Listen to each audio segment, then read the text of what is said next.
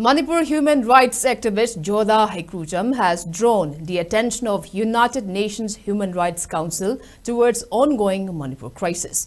Jodha, who is currently attending 57th United Nations Human Rights Council session in Geneva, Switzerland, delivered an intervention during the general debate on human rights bodies and mechanisms.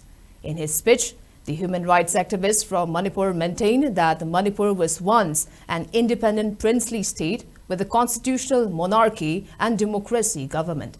Manipur merged with India on the condition that India will provide safeguard to territorial integrity of Manipur.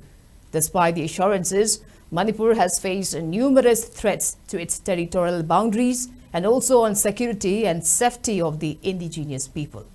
Jodha said the ongoing conflict in Manipur has devastated both the economy and its livelihoods.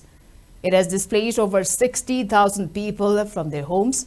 The psychological strain of enduring such conditions, compounded by the trauma of displacement, has caused a rise in mental health issues, including suicides among the displaced people.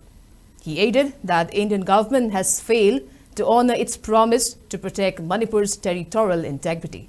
The native Meitei population, confined to just 8% of the land, remains vulnerable, surrounded by militants. Further, Jodha appealed Unhrc to provide financial assistance for displaced people and to mediate with the Indian government to ensure rehabilitation of displaced persons to their original homes and to ensure protection of territorial integrity of Manipur.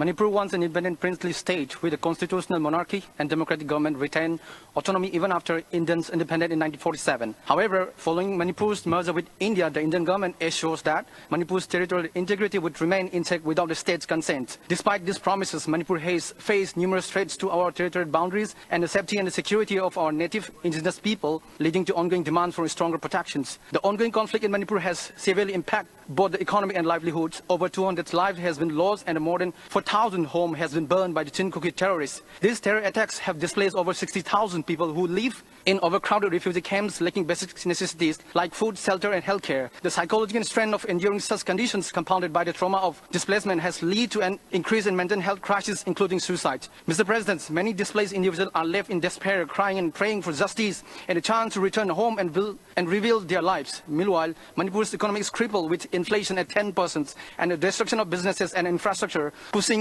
and state into a severe recession. The Indian government has failed to uphold its promise to safeguard Manipur territorial integrity, leaving the natives Manipur Meitei people confined to just 8% of our land surrounded by militants. I urge the councils to provide financial assistance for the displaced people and mediate with the Indian government to ensure their safe return with dignity and the protections of Manipur territorial integrity. I thank you, Mr. President.